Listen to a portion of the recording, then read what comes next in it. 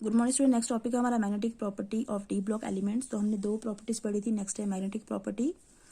तो on the basis of behaviour in magnetic field के behaviour से substance are classified as, substance को हम बोल सकते हैं पैरामैग्नेटिक, डायमैग्नेटिक या फेरोमैग्नेटिक।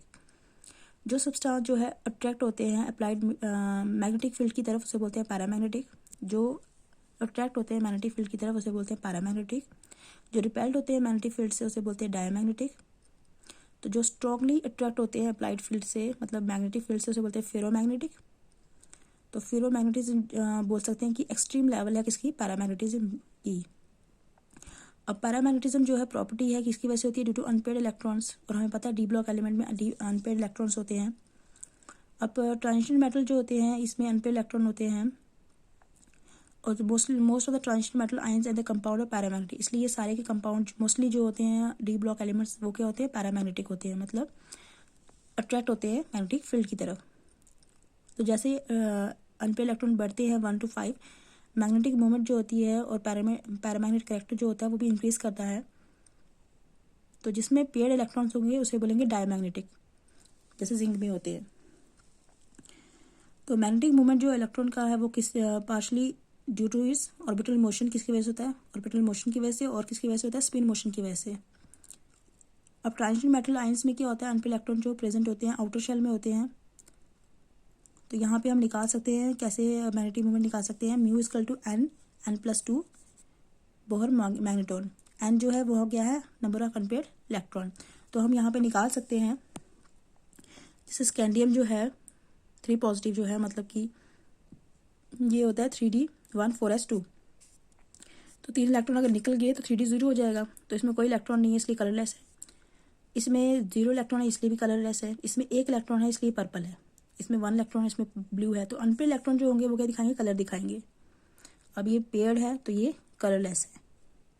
तो इस वैल्यू से हम किसी की भी क्या निकाल सकते हैं, मैग्नेटिक मूवमेंट निकाल सकते हैं। तो वो डिपेंड किस पे करती है, अनपेयर्ड इलेक्ट्रॉन्स पे। तो यहाँ पे देखो निकाल के रखी हुई है। स्कैंडियम जो है 3 पॉजिटिव है, 0 इलेक्ट्रॉन बच के। तो यहाँ पे 0 इसका अनपेयर्ड इलेक्ट्रॉन है, तो इसकी हम 0 मैग्नेटिक मूवमेंट होगी। ये कैलकुलेट की हुई है, ये ऑब्जर्व की हुई है। अच्छा, टिटेनियम 3 पॉजिटिव की 3d 1 है, तो यहाँ 1 है तो इसकी 1.73 है। तो ऑब्जर्व जो है 1.75 नियरली इक्वल है। नेक्स्ट है कॉम्प्लेक्स फॉर्मेशन। तो ट्रांजिशन मेटल जो है मोस्टली कॉम्प्लेक्स कंपाउंड बनाते हैं किसी भी कंपाउंड के साथ मिलके। Transition metal ions form a large number of complex compound, बहुत सारे कॉम्प्लेक्स कंपाउंड बनाते हैं। तो यहाँ पे कॉम्प्लेक्स कंपाउंड जो है वो क्या होते हैं, मेटल आयन होता है उसमें जो नेगेटिव आयन के साथ या न्यूट्रल मॉलिक्यूल के साथ जुड़े होते हैं, जिसमें लोन पेयर होते हैं। और ये आयंस जो आयंस या मॉलिक्यूल्स जो होते हैं जो इनसे जुड़े होते हैं उन्हें लिगेंड्स बोलते हैं। जैसे यहाँ पे साइनाइड, यहाँ पे लिगेंड है, CN लिगेंड है, NH3 लिगेंड है। तो ये मेटल के साथ जुड़ा हुआ है। पॉजिटिव भी हो सकता है, नेगेटिव भी हो सकता है। तो ये इससे जुड़े हुए हैं तो ये कॉम्प्लेक्स कंपाउंड बन गए हैं। इनको लिगेंड्स बोलेंगे जो इससे मेटल के साथ अटैच होंगे। ये डोनेट करते हैं, ये जो है डोनेट करते हैं lone pair of electrons to the central transition metal line. तो बॉन्ड बनाते हैं जिसे कोऑर्डिनेट बॉन्ड बोलते हैं। ट्रांजिशन एलिमेंट जो है वो कॉम्प्लेक्स बनाते हैं किसकी वजह से, क्योंकि इसका साइज बहुत छोटा होता है, हाई आयनिक चार्ज होता है, चार्ज जो बहुत ज़्यादा होता है। इसमें वेकेंट डी ऑर्बिटल होते हैं, इसलिए क्या करते हैं, कॉम्प्लेक्स बनाते हैं। नेक्स्ट है इंटरस्टिशियल कंपाउंड। इंटरस्टिशियल कंपाउंड हुआ किसी भी कॉम्प्लेक्स के बीच में जाके जुड़ जाना, जहाँ खाली जगह होती है वहाँ पे जाके लग जाना, उसे बोलते हैं interstitial compound. Transition metal form a large number of interstitial compound. ये बहुत सारे इंटरस्टिशियल कंपाउंड बनाते हैं जिसमें स्मॉल एटम जैसे हाइड्रोजन, कार्बन, बोरॉन, नाइट्रोजन जो है वो खाली जगह में चले जाते हैं। इनका रिप्रेजेंट फॉर्मूला जो होता है वो क्या होता है, TiC, TiH2, Mn4n, Fe3H, Fe3C। मतलब ये भी हो सकता है नॉन स्टैइकोमेट्री, मतलब एक पर्टिकुलर परफेक्ट रेशियो ना हो। जैसे TiH 1.7 है तो ये क्या है, नॉन स्टैइकोमेट्रिक। ना उसमें बॉन्ड आयनिक होगी या ना कोवेलेंट होगी। अब इसकी कैरेक्टरिस्टिक्स दी हुई हैं। ये हार्ड होते हैं, रिजिड होते हैं, स्टील जैसे इंटरस्टिशियल कंपाउंड बनाता है। स्टील जो होता है इंटरस्टिशियल कंपाउंड होता है आयरन और कार्बन का, जो काफ़ी हार्ड होता है। तो कुछ बोराइड भी होते हैं हार्ड जैसे डायमंड की तरह।